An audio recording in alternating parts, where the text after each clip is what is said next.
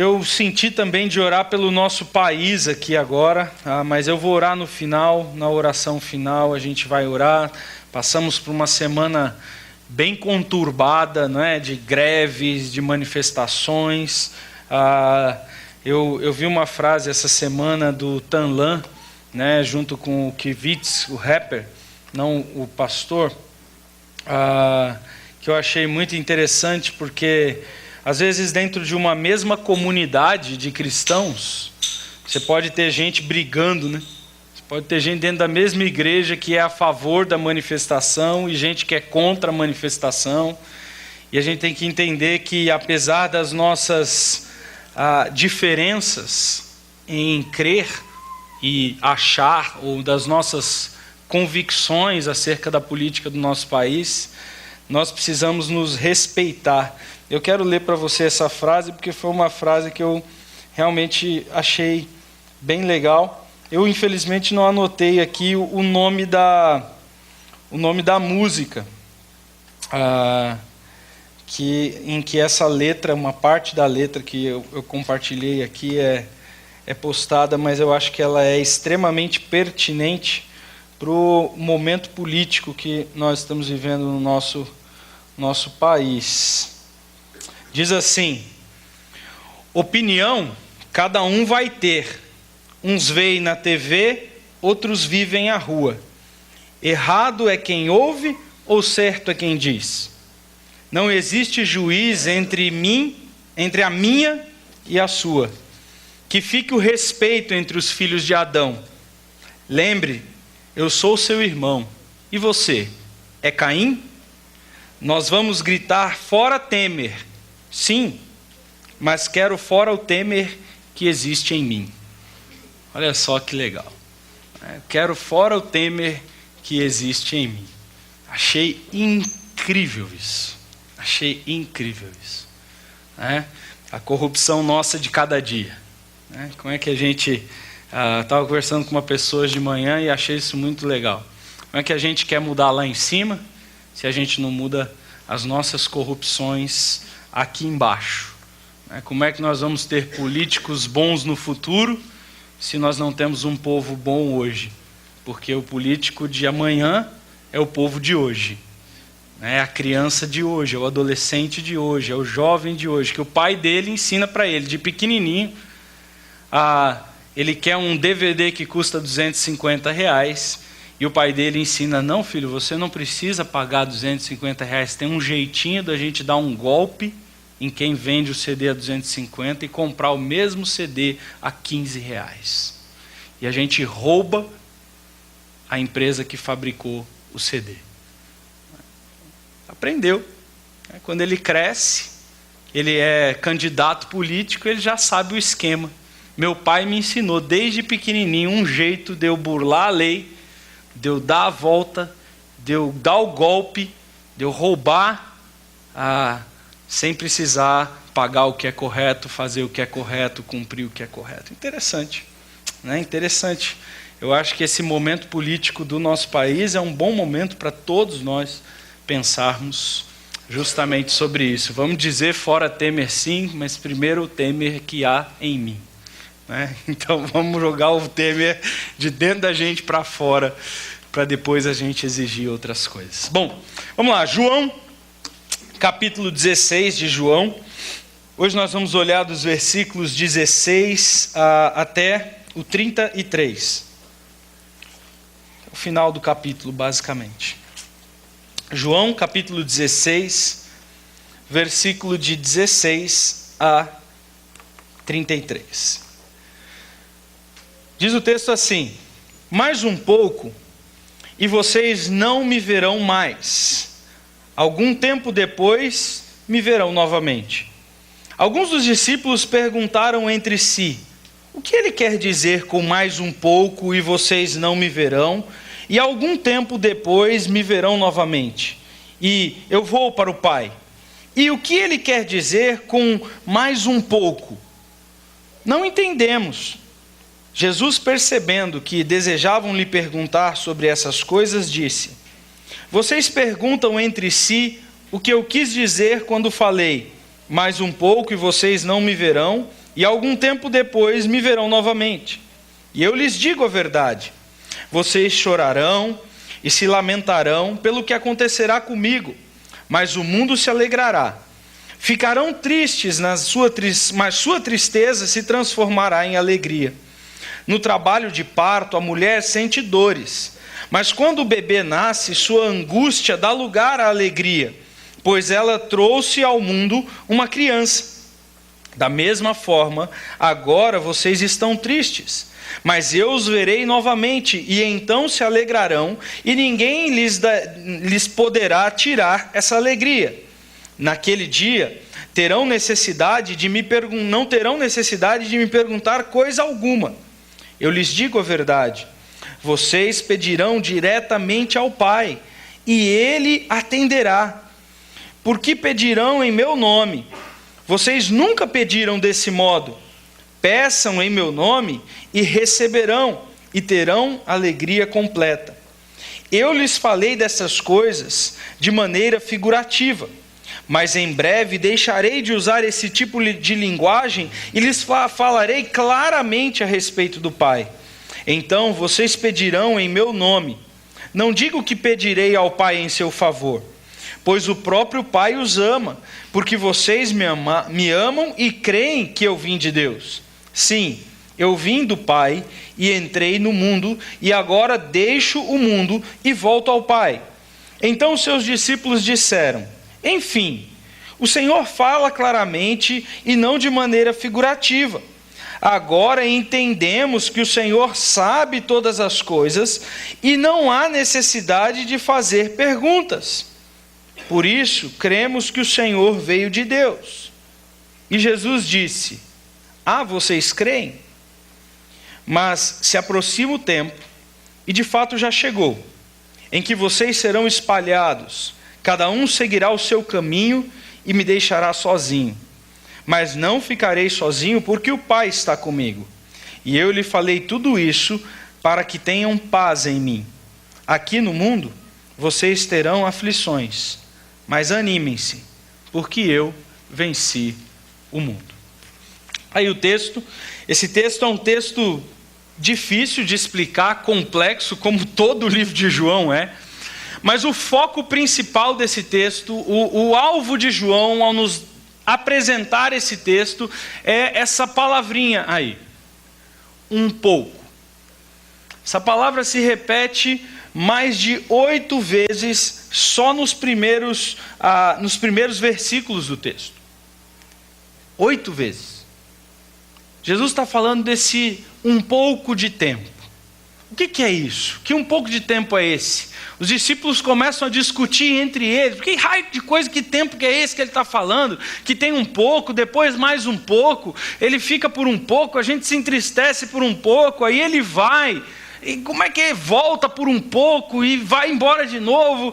E eles começaram uma grande discussão entre eles, e Jesus vê nisso uma oportunidade de falar com eles e de ensiná-los acerca de 4 coisas. As mesmas 4 coisas que Jesus vem ensinando desde o capítulo 12. Vamos dar uma olhada. Jesus está ensinando sobre a ida dele ao Pai. Então, uma das coisas que Jesus está dizendo é: eu estou voltando ao Pai, está terminando o tempo do meu ministério aqui. E parece que os discípulos não estavam entendendo bem isso direito. Na verdade, a gente já viu lá atrás que a expectativa dos discípulos, o que eles esperavam, era que Jesus entraria na cidade de Jerusalém, deporia o Império Romano, expulsaria o Império Romano, se tornaria o rei de Israel e colocaria os discípulos como seus líderes, seus co-governantes. Esse era o anseio desses caras, era isso que eles imaginavam. Quando Jesus começa a falar que eu vou morrer, eu estou indo embora, eles começam a se entristecer. Então Jesus vai reforçar isso o tempo todo para eles. Olha, eu estou indo embora, estou deixando claro para vocês, eu estou indo embora. E Jesus repete isso, capítulo 12, 13, 14, 15, 16, o tempo todo ele dá uma volta nessa mesma história. Estou indo embora. Depois Jesus vai dizer: vocês estão tristes por causa disso. E a fala de Jesus, quando a tristeza deles, não é uma fala de tipo assim, eu sei que vocês estão tristes. Não, Jesus está dizendo, a tristeza de vocês não é boa. Se vocês estão tristes porque eu estou indo embora, é porque vocês ainda não entenderam nada do que eu vim fazer aqui. E de fato, queridos, a gente pode perceber, e não só olhando o Evangelho de João, mas se nós lemos os Evangelhos sinóticos, Mateus, Marcos e Lucas, nós vamos perceber que esses caras, a ficha deles só caiu, de fato, sobre quem era Jesus depois da ressurreição. Até a ressurreição, a fé deles era meio assim, nós estamos, mas não estamos. Nós cremos, mas não cremos, nós vamos, mas não vamos, a gente fica, mas a gente vai. Eles não estão, a fé desses caras, ela é bem frágil, ela é bem duvidosa de certas coisas. E a tristeza deles reflete isso. Essa tristeza demonstra, eles realmente não entenderam quem Jesus é. E João, o livro de João, ele é escrito todo ele, para dizer, Jesus é Deus, rapaz, por que você está triste? Deus não morre. Deus, o Criador do universo, é Ele, aquele que se fez carne, que habitou entre nós, que provou por todos os milagres que fez, por todos os discursos que deu, que Ele é Deus. Jesus é o Deus encarnado, Ele é o Logos que se fez carne. Mas os caras não acreditavam muito nisso, não. A morte de Jesus era uma barreira para eles. O tempo todo, quando Jesus diz, eu vou ser levantado, eu vou ser traído, eu vou ser preso, eu vou ser morto, isso aí gera uma tristeza neles, porque a fé deles é abalada. Eles realmente não conseguem crer em Jesus. Bom, por causa disso, Jesus diz, olha, e ainda Jesus, para melhorar a situação, diz o seguinte, vocês vão apanhar para caramba nesse mundo. Vocês vão ser perseguidos pelo mundo, vocês vão ser presos, vocês vão ser torturados, as mesmas coisas que eu passar, vocês vão passar também. Nesse mundo vocês vão ter aflições, a vida de vocês aqui não vai ser fácil. Os caras já não criam muito nessa história. E ainda fala que a vida não vai ser fácil. A coisa é complicada. A fé deles é muito delicada, é muito inicial. Se é que nós podemos chamar de fé. Mas o texto diz que Jesus promete para eles a paz. Mas vamos entender que história é essa de um pouco e mais um pouco. Ok? A palavra citada por Jesus é essa aí, micron. Micro. A gente usa no português, né? Micro, pequeno. Jesus ele fala sobre dois um pouco. Duas vezes ele fala, um pouco, eu estarei, eu vou, depois eu volto, por um pouco, e eu vou de novo. Do que Jesus está falando? Um pouco na cabeça de Jesus se refere a, ele está há pouquíssimo tempo da prisão. Lembra, eles estavam tomando a Santa Ceia no cenáculo, saíram do cenáculo, andaram a pé, nessa caminhada Jesus foi conversando com eles, fez a pregação da videira e dos ramos, quando eles passaram na frente da porta dourada, entraram no jardim do Getsêmani, e Jesus estava ali a 1 hora, 2, de ser preso. Então quando Jesus está dizendo para eles, olha, mais um pouco e vocês não vão me ver mais, ele está dizendo, está chegando a hora, galera. No meu relógio, na minha agenda, Judas já saiu do banquete, já pegou as 20 moedas de prata, os caras já sabem quem eu sou, ele já está vindo com um exército, é pouco tempo, eu vou ser preso.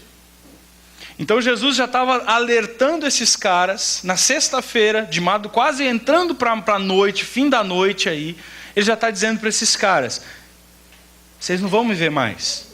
O que é esse um pouco? Esse um pouco se refere à própria crucificação.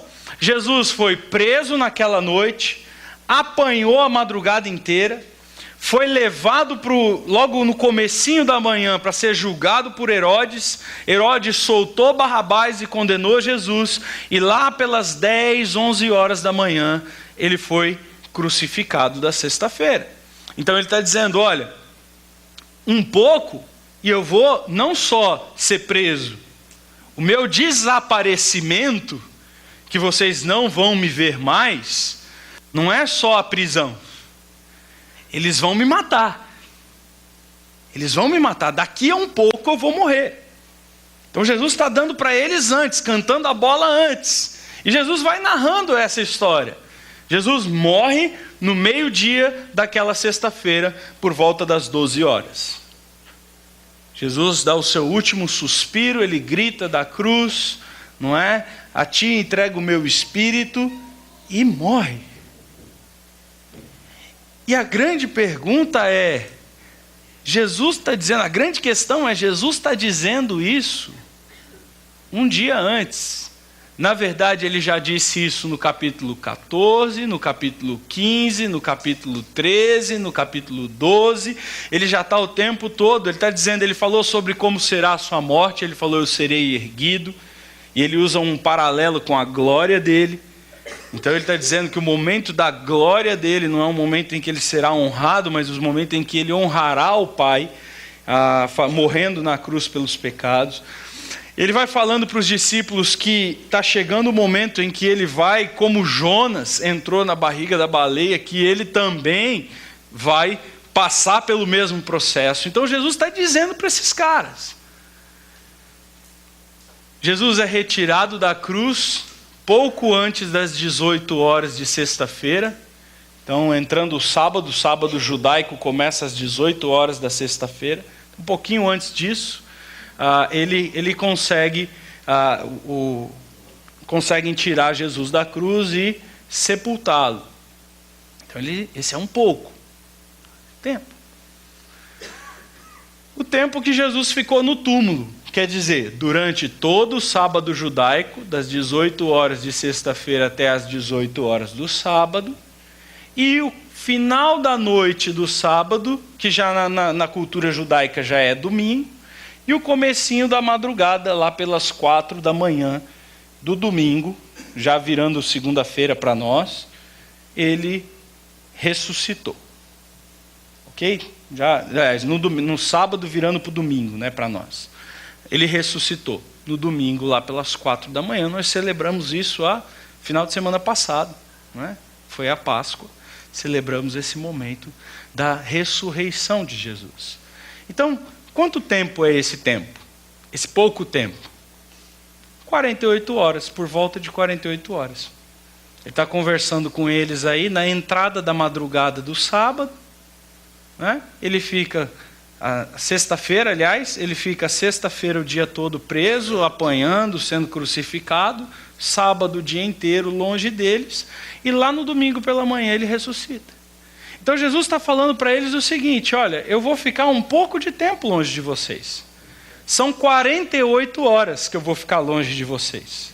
São 48 horas que vocês não vão me ver, são 48 horas que vocês vão... O que vocês vão fazer nessas 48 horas? E aí a gente entra na grande pergunta desse texto. Quanto tempo dura a sua fé no meio da tribulação? Quanto tempo você aguenta sofrer, não entender a vontade de Deus, mas permanecer fiel? Quanto tempo? No caso desses homens, 48 horas. Em 48 horas, eles não criam mais em Jesus. Vamos ver um texto muito interessante, que mostra para a gente exatamente isso. Abre sua Bíblia, lá no livro de Atos dos Apóstolos. Aliás, desculpa, queridos, é Lucas.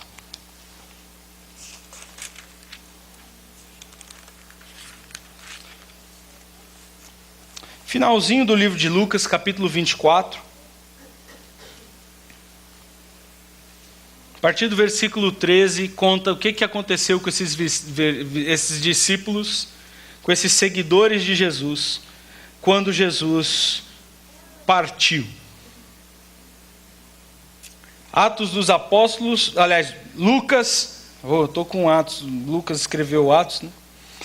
Lucas, capítulo 24, versículo 13, diz assim: naquele mesmo dia, qual dia?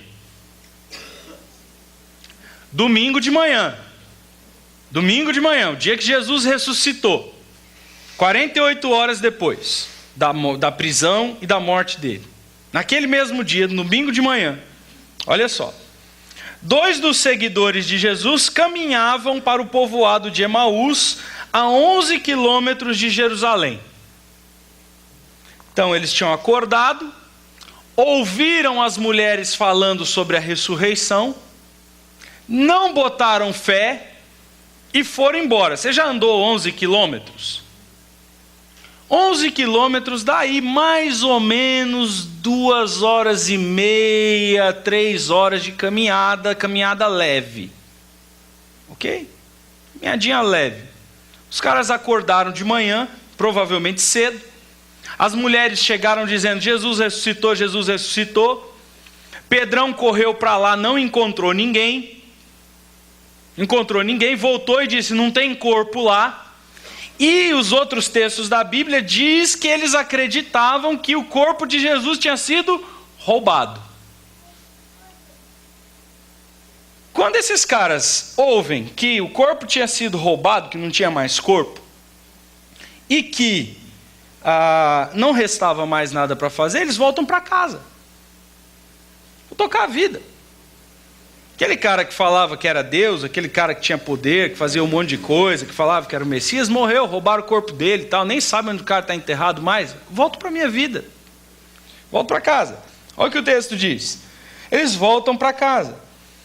Enquanto conversavam, versículo 15, e discutiam, o próprio Jesus se aproximou e começou a andar com eles.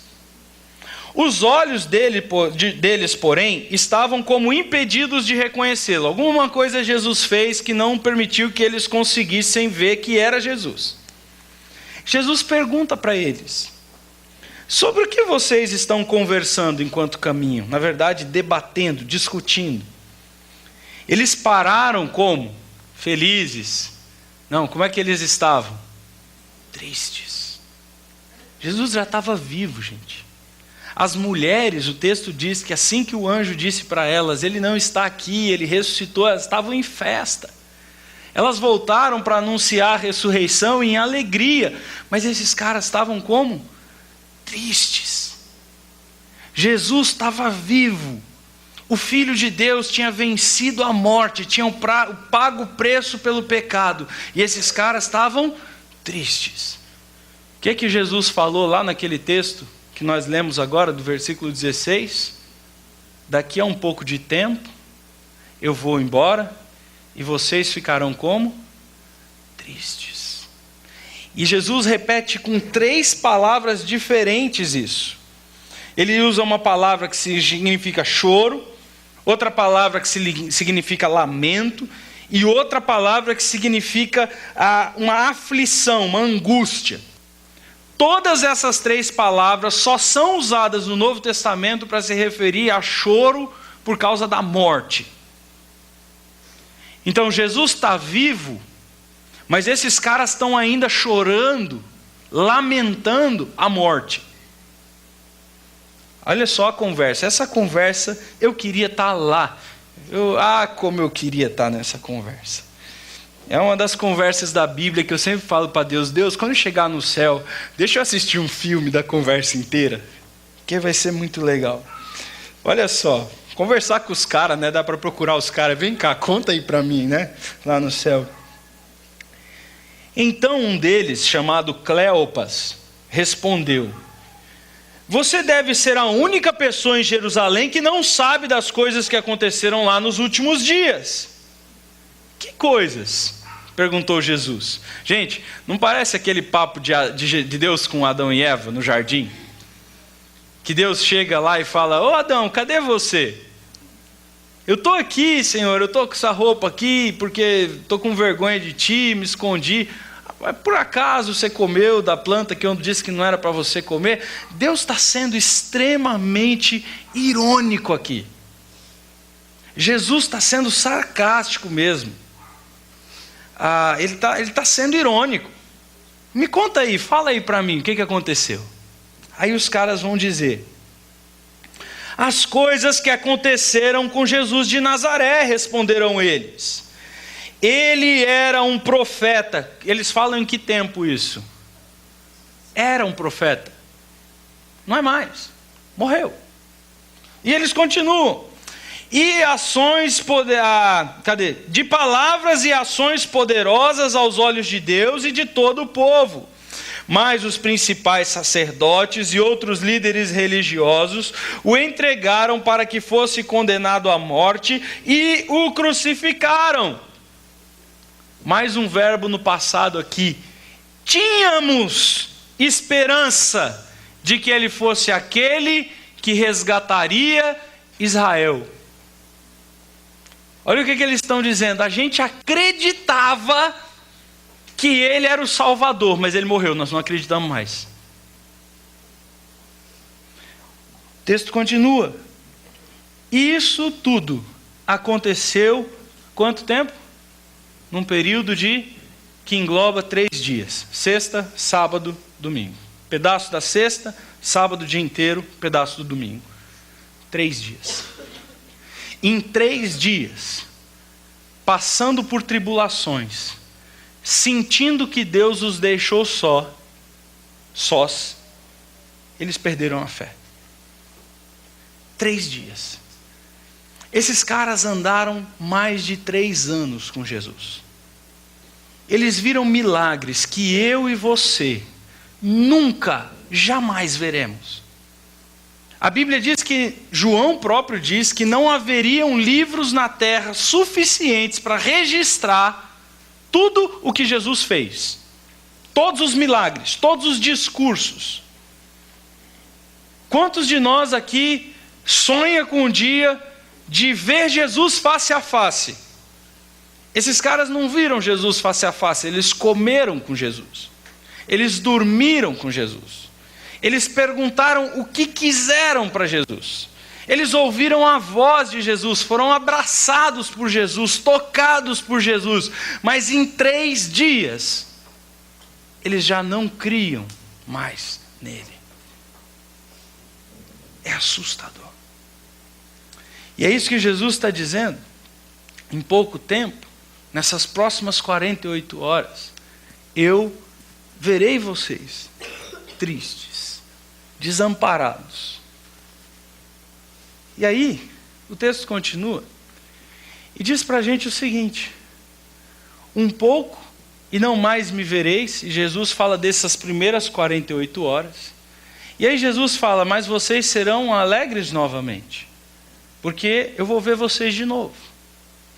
E quando eu vir vocês de novo, vocês se alegrarão por mais um pouco de tempo. Então Jesus vai dizer 2 poucos de tempo. Um verbo está no presente. Vocês não me verão agora, por algum tempo. Ele morre, ressuscita e encontra esses caras de novo. Está aqui Jesus encontrando com eles. E eu não tenho tempo aqui para ler, mas depois chega em casa e lê o resto do texto de Emaús, do capítulo 24 de Lucas, para ver o que acontece quando Jesus se revela para eles. E Jesus diz, no meio de um jantar, quem ele é. Eles se alegram grandemente com isso. João escreve esse texto de uma maneira bem interessante. Ele usa um sistema de escrever chamado quiasmo ou paralelismo, que diz o seguinte, vós, os discípulos, chorareis e lamentareis. Fala que isso aqui é a ação deles. Eles são os sujeitos dessa ação. É um futuro e o verbo está ativo. Do coração deles, eles perderão a fé. Deles mesmos, eles não poderão crer mais em Deus. Virá deles um choro de desespero, de lamento, porque eles não têm condição de sozinhos crerem. A gente vê os 2 discípulos falando: ele morreu, ele era profeta, nós críamos nele. E eles estão abalados. E nós somos assim. Nós não somos diferentes deles, queridos. Se a nossa fé dependesse de nós mesmos, eu diria para você que não precisaria de 48 horas. Para que no primeiro problema que eu tivesse na vida, para que na primeira dificuldade, em um momento que eu não entendesse a vontade de Deus, e no momento em que eu passasse por alguma situação, que eu achasse que Deus não está agindo na minha vida, que eu não soubesse onde está Deus, eu negaria a fé. Eu não seria nada diferente do que eles, não precisava nem de 48 horas. Mas aí, acontecem dois verbos no passivo. O primeiro verbo no passivo diz assim: vocês chorarão, mas em contraste com o choro de vocês, o mundo será feito alegre. Nesse momento em que Jesus morre, o mundo, e a gente já viu no capítulo 15 quem é o mundo, quer dizer, todo aquele grupo de pessoas que não creem em Deus, juntamente com Satanás e as suas hordas, vão celebrar isso. Com certeza, no dia que Jesus morreu, em que o soldado romano furou a lateral do corpo dele, Anás, Caifás, foram para a casa de Pilatos ou de Herodes e fizeram um baita de um banquete. Acabou. Aquele cara parou de encher o saco, aquele tumultuador, aquele cara que entrava no templo, quebrava tudo, fazia aquela algazarra, já tinha uma multidão seguindo ele. Botamos fim nisso. Vamos fazer uma festa. Falando sobre isso, um dos autores que comenta o livro de João diz o seguinte: o mundo se alegrará, porque em certa medida será o mundo que fará, e ele vai gostar, por um pouco, que ele tenha seu caminho livre e conseguido muito bem liberá-lo. Eles mataram Jesus. Não é? O mundo vai rolar uma pedra para o seu sepulcro e torná-la, a morte de Jesus, tão certa quanto possível, selando a pedra e acertando o relógio. Quanto tempo demora para esse corpo se decompor? O farisaísmo exultará que a existência de uma justiça maior que a sua própria seja sempre silenciada. O saduceísmo se alegrará de que este incômodo testemunho de que coisas invisíveis e eternas são reais, sejam silenciados. A hierarquia se vangloriará de que agora nenhum perigo prevalece sobre os romanos, tirando seu lugar e nação. E o mundo vai louvar a ação de sangue. Mas todo esse regozijo vai durar o quê? Pouco. Eles vão entrar em festa. Sabe o que eu lembrei quando eu assisti isso aí? Eu lembrei da Batalha dos Aflitos. Não sei se você lembra disso, O pessoal que gosta de futebol vai lembrar um pouco. O negócio era o seguinte: final da Copa do Brasil, Grêmio jogando com Santa Cruz. Com o Náutico. E o Santa Cruz precisava de um empate e o Náutico precisava ganhar do Grêmio por qualquer resultado. Quando terminou o primeiro tempo, o Náutico já tinha metido 3-0 no Grêmio. 3-0. 3-0, já virando o segundo tempo, não tem mais como ganhar. Era 30 minutos do segundo tempo, 3-0 para o Náutico. Faltando 15 minutos para acabar o jogo. O que os jogadores do Santa Cruz fizeram? Troféu, champanhe, volta olímpica, carregando, correndo, estádio em festa, todo mundo invadindo, gente chorando, campeão! E o Santa Cruz, todo mundo pulando dentro do estádio, é campeão! Daqui a pouco vem alguém, galera, vocês estão celebrando aí? O Grêmio ganhou. Em 10 minutos o Grêmio meteu 4-3. Com 3 jogadores expulsos. A menos. E os caras, não, a gente ganhou. Não, filho, vocês perderam. Não, mas nós já estamos com o troféu. Não, devolve o troféu, daqui as faixas, das medalhas. Vocês não ganharam, não. Quem ganhou foi o Grêmio. E é isso que está acontecendo aqui. Quando Jesus morre, naquelas 48 horas, enquanto os discípulos dele estão tristes, o mundo está em festa. Uhul! Morreu! Finalmente! Está fora! Aí, conseguimos resolver o problema. Fariseu em festa, Roma em festa, judeus em festa, o povo em festa, Jerusalém em festa. Ele morreu. Mas o texto diz que isso será por pouco tempo. Aí Jesus diz: vocês ficarão entristecidos. Vocês serão entristecidos. Passivo. Outro verbo no passivo, são dois, né? Passivo, futuro. Passivo, vocês serão entristecidos. Alguém causará tristeza em vocês. E o texto que ele cita ali em João 20 fala que por quê? Vamos lá virar a página para lá para ver.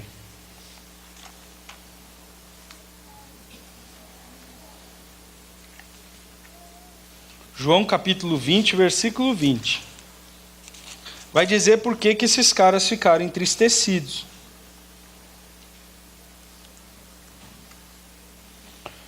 Diz assim o texto, ao entardecer daquele primeiro dia da semana, domingo, os discípulos estavam reunidos com as portas trancadas. Como que eles estavam?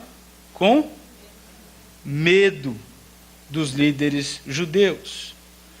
Então eles também estavam entristecidos. Mas aí o texto vai dizer que a tristeza deles foi transformada e diz assim: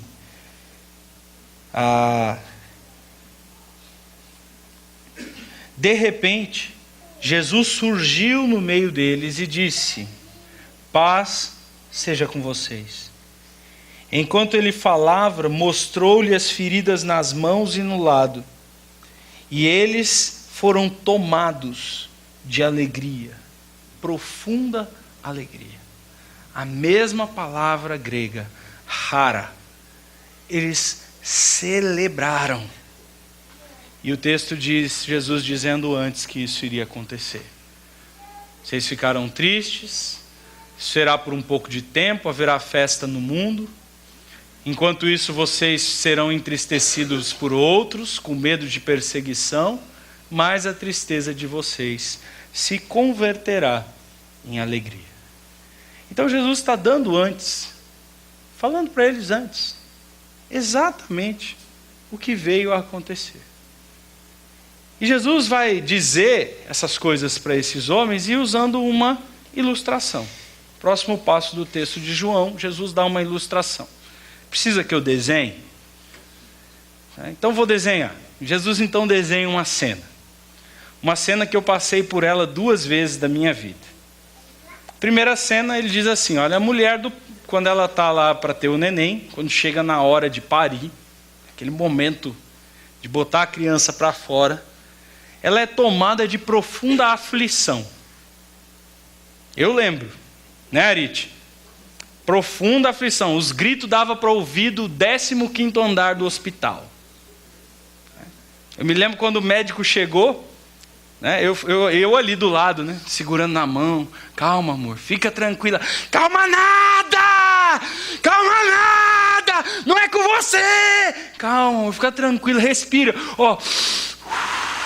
Respira porcaria nenhuma! Tá doendo! Chama esse médico, pelo amor de Deus! Ali, profunda aflição. E eu ficava dentro de mim pensando, mas não queria. Foi 9 meses indo lá, vendo os vídeos, assistindo aula. A gente acompanhou, sabia como ia ser a dor e tal. Mas não adianta, chegou na hora, é berro. E aí na hora que o médico chegou então, que o médico entrou na sala, falou assim, bom dia, Arite. Ela, bom dia, coisa nenhuma, me dá essa anestesia, pelo amor de Deus. Aí, desesperada, gritando ali, tá aflita, perturbada, eu vou morrer. E ele está usando esse exemplo para falar dos discípulos dele. Ele está dizendo, quando eu morrer, vocês vão ser igual essa mulher aí, ó. Trabalho de parto, desespero, aflição. Já sabe como vai ser. Estou avisando antes como vai ser, eu estou dizendo como vai ser. Vocês já viram os vídeos, fizeram pré-natal da minha morte. Mas quando chegar a hora, vocês vão berrar que nem essa mulher. Mas Jesus diz o seguinte, e é interessante isso. Quando o Arite estava nessa gritaria toda e nessa dor toda, quando foi o primeiro, que foi o Noá, que foram quantas horas? 17 horas de trabalho de parto, 20 horas, sei lá, de trabalho de parto, com dor, nessa aflição e nessa angústia. Aí quando nasceu finalmente o Noá, aí eu falei para o médico, falei assim, rapaz, eu acho que essa mulher não vai querer ter filho nunca mais na vida. Porque se eu passasse metade da dor que eu acho que ela está passando, eu parava no primeiro. Aí o médico falou assim, não, Creuso, não é assim não. Logo depois que nasce a criança, o corpo começa a liberar uma explosão hormonal tão gigante dentro do cérebro dela, que ela é tomada de tanto prazer e de tanta satisfação por ter o neném no colo, que ela esquece da dor do parto. Esquece. Tanto é que às vezes, hoje em dia, quando eu vou contar para ela na frente dos outros a dor do parto, ela fala, não, mas não foi tudo isso. Eu falei, foi. É que tu não lembra. Mas eu sei que foi. O médico já tinha dito, ela não vai lembrar de tudo o que foi. Porque Deus fez uma coisa perfeita. Que quando a mamãe pega o neném no colo, toda aquela dor e aflição é tomada de uma alegria imensurável. Uma alegria tão grande que é o seguinte, perto do que é a satisfação imensurável e perene de você ter o seu filho, aquela dor é pouco. E Jesus está usando esse exemplo para dizer, o sofrimento será por pouco tempo.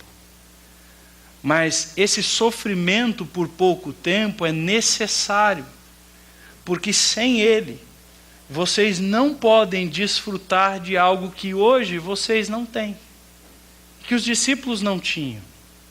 Fé, esperança, paz e alegria. Eles estavam tristes, eles estavam lamentando a morte de Jesus, eles não tinham condição de entender quem era Jesus.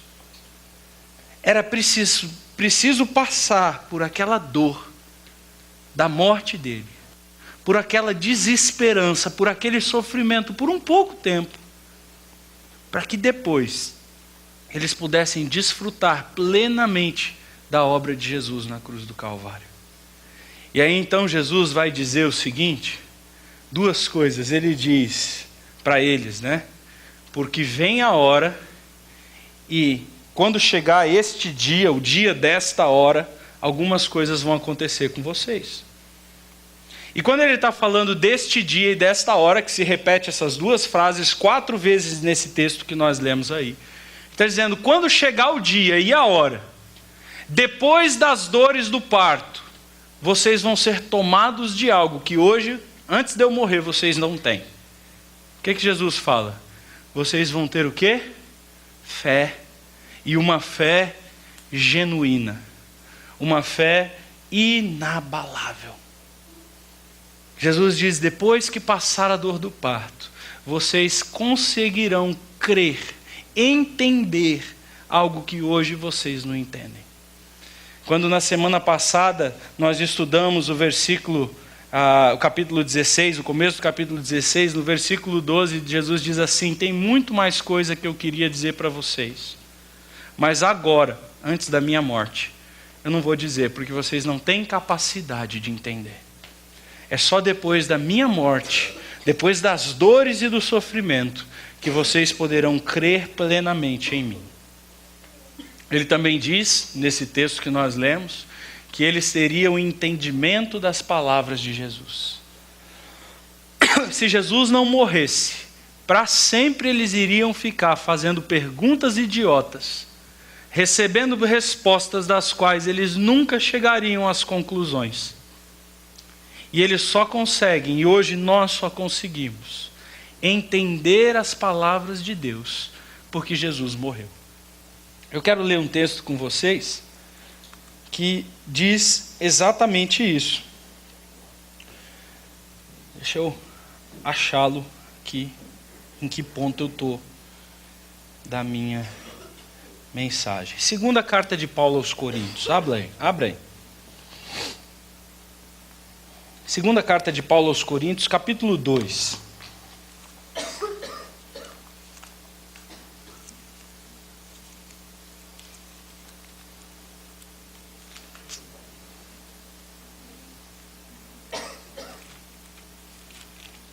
Capítulo 2 da segunda carta de Paulo aos Coríntios, a partir dos versículos 5 em diante.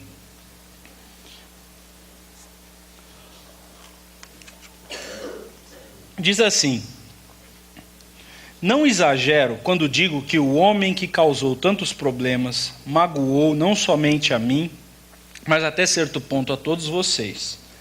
A maioria de vocês se opôs a ele, isso já foi castigo suficiente. Agora, porém, é hora de perdoá-lo, confrontá-lo. Desculpa, eu acho que eu estou no texto errado. Eu estou lendo o texto certo, mas eu acho que eu estou no Coríntios errado. Deixa eu só dar uma olhada aqui se eu anotei certo.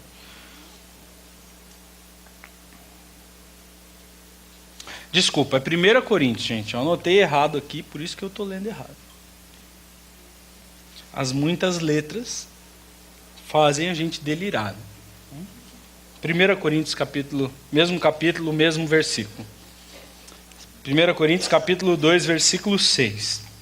Diz assim: no entanto, quando estamos entre pessoas maduras, falamos palavras de sabedoria, mas não com o tipo de sabedoria desta era ou dos seus governantes, que logo caem no esquecimento. Pelo contrário, a sabedoria a que nos referimos é o mistério de Deus. E só um detalhe: toda vez que você lê mistério de Deus no Novo Testamento, está falando de um mistério específico de Deus, que no Antigo Testamento tinha sido oculto, mas que no Novo Testamento foi revelado. Qual é o mistério que estava oculto e foi revelado? Jesus Cristo. Então ele está dizendo, nós estamos falando de uma sabedoria que não é uma sabedoria que você vai na escola aprender, mas é da revelação do mistério de Deus. Diz assim: seu plano antes secreto e oculto, embora ele o tenha elaborado para a nossa glória antes do começo do mundo. Os governantes dessa era, por sua vez, não o entenderam, pois se houvesse entendimento, não o teriam crucificado o Senhor da glória. É a isso que as Escrituras se referem quando dizem: olho nenhum viu, ouvido nenhum ouviu, e mente nenhuma imaginou o que Deus preparou para aqueles que o amam, Cristo. Mas foi a nós que Deus revelou essas coisas, por meio do seu Espírito. Pois o Espírito sonda todas as coisas e até os segredos mais profundos de Deus. Pois quem conhece os pensamentos de uma pessoa, senão o próprio Espírito dela? Da mesma forma, ninguém conhece os pensamentos de Deus, senão por meio do Espírito de Deus. E nós recebemos o Espírito de Deus, e não o espírito deste mundo, para que conheçamos as coisas maravilhosas que Deus nos tem dado gratuitamente. Quando lhes dizemos isso, não empregamos palavras vindas da sabedoria humana, mas palavras que nos foram ensinadas pelo Espírito, explicando verdades espirituais a pessoas espirituais. Mas o homem natural não aceita as verdades do Espírito de Deus. Ela lhes parece loucura, e ele não consegue entendê-las, pois apenas quem é espiritual consegue avaliar corretamente o que diz o Espírito. Quem é espiritual pode avaliar todas as coisas, mas ele próprio não pode ser avaliado por outros, pois quem conhece os pensamentos do Senhor? Quem sabe o suficiente para instruí-lo? Nós, porém, temos a mente de Cristo. O texto diz que nós, depois da morte de Jesus, conseguimos aceitar o que não é aceitável para nenhum outro ser humano. Se você chegar para uma pessoa, um incrédulo, alguém que não conhece a Deus, que não tem fé, e contar para ele a história da salvação, contar para ele que Jesus é o Deus encarnado, 100% Deus, 100% homem, o Verbo que criou todo o universo e que entrou num corpo humano, nascendo da Virgem Maria, de uma virgem. Este homem cresceu aqui, viveu aqui como um ser humano normal, andou, comeu entre nós, pregou a sua mensagem, comprovou que era o Messias, morreu na cruz do Calvário e ao terceiro dia ressuscitou. A pessoa vai olhar para você e vai dizer: você é louco, você é doente mental. Não tem como crer numa história dessa. Isso é conto da carochinha. E por mais que você passe a sua vida inteira dedicando a explicar para essas pessoas, cientificamente, refutando qualquer argumento que ela possa dar para você, ela não vai acreditar. Porque o texto diz que as coisas espirituais sobre o mistério de Deus, Jesus Cristo, só podem ser entendidas por aqueles que têm o Espírito de Deus. E no texto da semana passada, Jesus diz: eu preciso morrer e ir por pouco tempo, para que o meu Espírito venha. E eu virei de novo, mas a minha vinda depois da ressurreição será também por pouco tempo, para que vocês possam receber o Espírito da verdade. E é o Espírito da verdade que vos fará conhecer e reconhecer que eu sou Deus. Aqueles homens não tinham condição disso, porque eles não tinham o Espírito Santo. Enquanto eles não tivessem o Espírito Santo, eles podiam admirar a ressurreição, eles podiam colocar o dedo nos furos, eles podiam olhar para Jesus, eles podiam até reconhecer que ele era alguém diferente e talvez um profeta muito importante. Mas para que eles pudessem entender o que foi aquela cruz, o que significa aquela cruz e o que significa aquela ressurreição, isso são coisas que somente pessoas que têm o Espírito de Deus conseguem entender. Só pelo Espírito de Deus, somente pela fé. E aí então, ele vai dizer, nesse momento, que o Espírito de Deus vos ensinar essas coisas espirituais, então vocês serão cheios de uma alegria plena. E é interessante que essa alegria não é a alegria que esse mundo dá. Não é a alegria que está relacionada com compra de carro, com a compra de uma roupa nova, com conhecer o homem ou a mulher da sua vida, com ter um filho nascendo. Nada neste mundo pode ser comparado com a alegria, com o prazer, com a satisfação daquele primeiro momento em que você, pela primeira vez na sua vida, olha para aquela cruz e entende. Você olha para aquela cruz e sabe uma verdade que não é revelada a todos os homens, que aquele era o Deus vivo, morrendo pelo seu pecado. E você consegue entender que naquela cruz, você foi regenerado, você foi lavado, você foi justificado. O seu pecado, a ira de Deus contra o seu pecado foi propiciada. Você recebeu o perdão dos seus pecados. E pela primeira vez, aquele peso e aquela tristeza, aquela falta de sabedoria que acompanhava toda a sua vida, é lançada sobre a cruz do Calvário. e você, pela primeira vez na sua vida, entende o que é ser livre em Cristo Jesus. Essa é uma alegria incomparável. Na verdade, eu acho que não tem nada nesse mundo que eu trocaria por Cristo Jesus.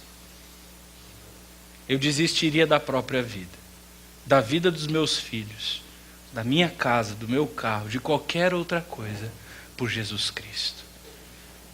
Porque eu sei, como a Bíblia diz, que nem morte, nem vida, nem anjos, nem principados, nem coisas do presente, nem do futuro, nem poderes, nem alturas, nem profundidade, nem qualquer outra coisa pode me separar do amor de Deus que está em Jesus Cristo. Ele é a alegria, a satisfação, o gozo, o prazer de um cristão.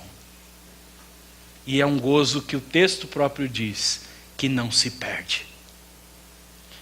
Jesus diz para eles: o dia em que esses 2 poucos de tempos passarem e que vocês receberem o Espírito Santo, vocês vão receber uma alegria que ninguém pode tirar de vós.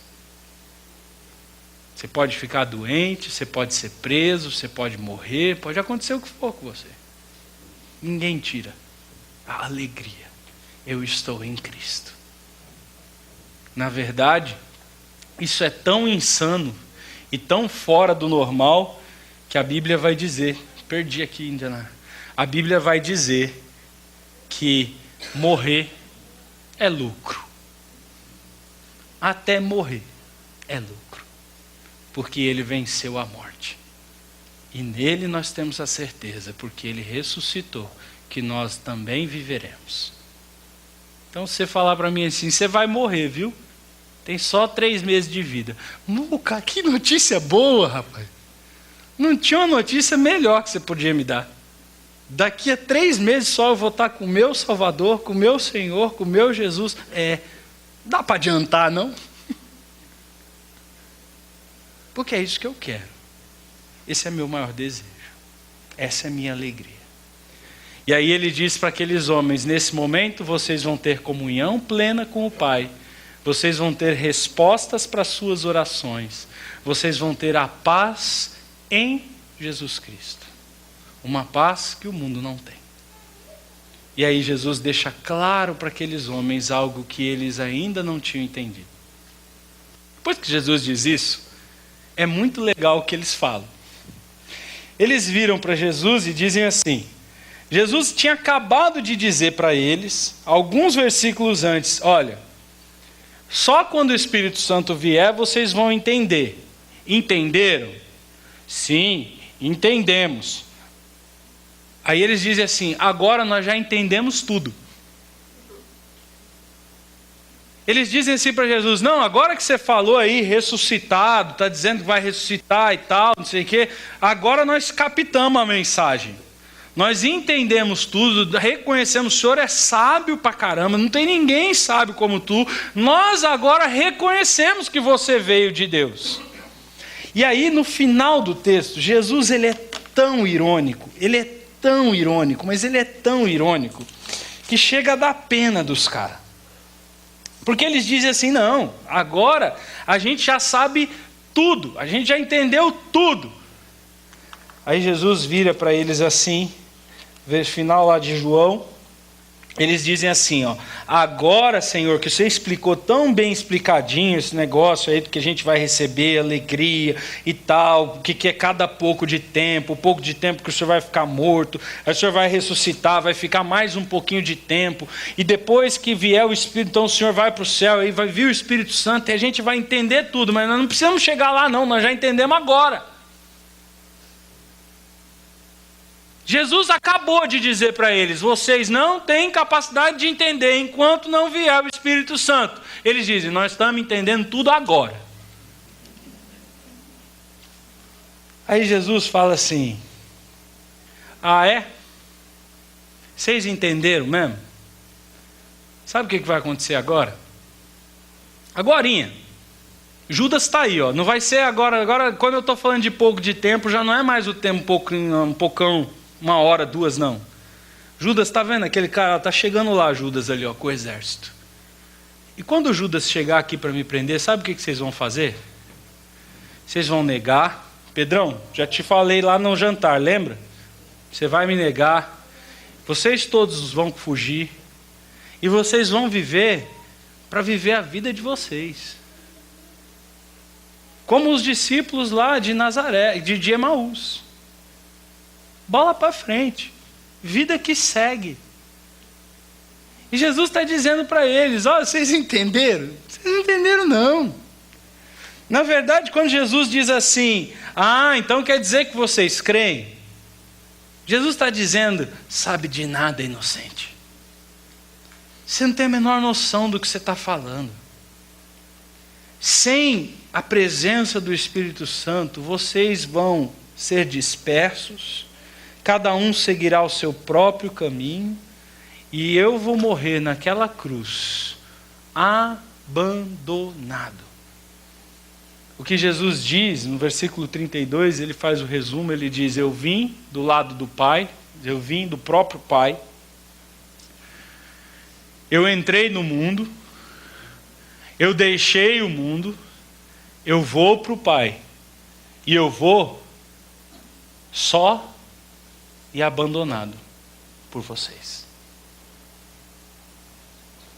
E Jesus diz para aqueles homens, vocês que estão dizendo que entenderam, vocês que estão dizendo que creem, vocês não creem em coisa nenhuma. As afirmações de vocês, de crença, as afirmações de vocês de fidelidade, as afirmações de vocês mesmos, pela sua própria força, de amor a mim, são mentira. Vocês não fazem nada disso. Vocês não são fiéis, coisa nenhuma. Vocês vêm domingo na igreja, vocês choram, vocês confessam pecado, vocês ouvem a palavra de Deus e vocês fazem compromissos diante de Deus e dizem, Deus, porque eu vou orar, porque esse ano eu vou ler a Bíblia inteira, de Gênesis a Apocalipse, incluindo números. Porque eu vou ser uma pessoa fiel, eu vou pegar aquele livrinho de devocional que a gente faz no grupo pequeno, eu não vou deixar passar uma devocional. E eu vou evangelizar no meu trabalho, e eu vou ser um crente fiel e obediente. Mentira. Mentira. Na verdade, você vai sair da porta daquela igreja ali e já vai começar a discutir com a sua esposa, porque ela quer conversar, para ficar conversando com as amigas, e você quer ir embora para assistir o gol do Fantástico. E aí vocês vão daqui para casa quebrando o pau. E aí já passa o resto da semana um dando espetada no outro. E a briga começou a sair da porta da igreja, porque vocês, quando falam que vão ser fiéis, vocês são mentirosos. E aí Jesus diz, sabe por que vocês vão ser fiéis? Não é porque vocês são fiéis. E aí Jesus fala, vocês vão me abandonar. Vocês vão dizer que vão obedecer, que vão crer, que vão fazer, mas não vão não. Mas existe alguém que nunca me abandona. E Jesus diz, eu estou acompanhado, não de vocês, do Pai. Porque o Pai, Ele é fiel, mesmo quando nós não somos. O Pai nunca nos abandona, mesmo quando nós estamos nos transformando em pecado, para morrer pelos homens, Ele está lá. E ainda que Jesus, em alguns momentos na cruz, humanamente se sentiu abandonado, isso não significa que o Pai o abandonou. Porque foi o Pai que o resgatou da morte. E foi o Pai que o capacitou a cada chicotada, a cada murro, a cada espinho entrado na cabeça. O Pai estava ali, junto com ele. E aí o texto de Jesus termina com um incentivo. Olha, sabendo que vocês não são muito fiéis na sua promessa, e que as suas vidas só obedecem a Deus pelo poder da fidelidade e da ação do próprio Espírito de Deus. Jesus diz: eu estou falando tudo isso para que vocês não fiquem culpados. Para que vocês, quando errarem, quando pecarem, quando não fizerem tudo aquilo que vocês disseram que iriam fazer, tenham paz. Tenham a paz que está nele, na morte dele, no sacrifício dele. E tomados dessa paz, ele diz: olha, aqui no mundo, vocês vão ter muitas aflições. Mas tem duas coisas que eu quero dizer para você. A primeira, fiquem animados. As coisas não terminam aqui. Eu venci o mundo.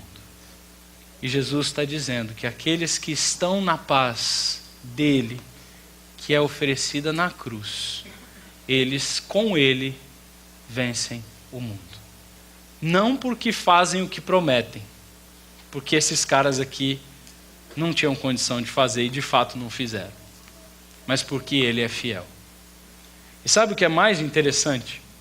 Esses caras aqui, que negaram, que fugiram com medo, que se acovardaram, que foram como aqueles homens de Emaús que voltaram para os seus próprios caminhos e para as suas próprias vidas, um dia receberam o Espírito Santo de Deus no dia de Pentecoste. E sabe o que aconteceu com a vida deles a partir daí? Eles experimentaram o poder de Deus. Se tornaram os homens mais corajosos da história. Foram mortos nas arenas, devorados por leões, partidos ao meio, mergulhados no óleo quente, crucificados, apedrejados. Passaram todo tipo de provação. Fome, nudez, prisão, perigos de morte, picadas de animais venenosos. Mas apesar de terem sofrido tudo isso, sabe o que eles jamais fizeram? Negaram a fé. Quando eles terminam a vida, eles dizem, não com base no que eles podem fazer, mas com base naquilo que Deus fez por eles na cruz, e do que o Espírito fará neles e através deles, eles dizem: terminei a carreira, acabou, lutei o bom combate, guardei a fé. São estes homens, estes mesmos homens, que sozinhos jamais conseguiriam, mas que quando creram em Cristo, receberam o Espírito Santo e experimentaram a paz com Deus na cruz, se tornaram poderosos por toda a história. Não depende de nós. Os homens nos abandonam, mas Deus jamais. E isso é maravilhoso. Vamos orar? Pai querido, Deus amado, muito obrigado por essa palavra. Obrigado, Senhor, porque eu sei que eu não sou diferente desses homens. Quantas vezes na minha carne fiz promessas que não cumpri, fiz votos que não guardei, disse que oraria as orações que não orei, disse que leria o livro que eu não li, disse que cuidaria das pessoas que eu não cuidei. Quantas vezes, Senhor, eu me deparo com a minha vida e com as minhas promessas, e elas são iguais às desses homens. Falho, fraco, limitado, incompetente, pecador. Quantas vezes o Senhor não me vê entrar nesse templo e falar que vou fazer isso ou aquilo, ou agir assim ou assado, e o Senhor não olha para mim e diz as mesmas coisas que o Senhor disse para aqueles homens. Ah, vai? É mesmo? Eu sei que não. Mas eu sei, ó Pai, pela sua graça e misericórdia, que mesmo assim, mesmo incompetente, mesmo fraco, mesmo limitado, mesmo não conseguindo de mim mesmo, eu tenho paz contigo. Não paz que é produzida pelas minhas obras, mas a paz que é produzida pela cruz. Obrigado, Senhor, porque todos os meus pecados estão perdoados, porque a escritura de dívida foi rasgada, e porque eu sei que aquele que começou a boa obra em mim é fiel, é que um dia eu chegarei no final desta carreira e poderei dizer: guardei a fé. Não porque eu tenho forças em mim, mas porque eu sei que o Senhor é quem me guarda, e que o Senhor é como foi com Cristo Jesus, nunca o abandonando, sempre estando com Ele. Mesmo quando Ele representava tudo aquilo que mais te abomina, o pecado dos seres humanos, o Senhor estava lá. Muito obrigado por esta palavra, Senhor. Ela me enche de bom ânimo de fato. Ela me enche de coragem de fato, para seguir em frente, sabendo que um dia estarei contigo, perfeito, pleno, completo, gozando da plena alegria que eu já recebi pela cruz do Calvário. Obrigado, Senhor. É o que eu te peço. Oro por mim e pelos meus irmãos.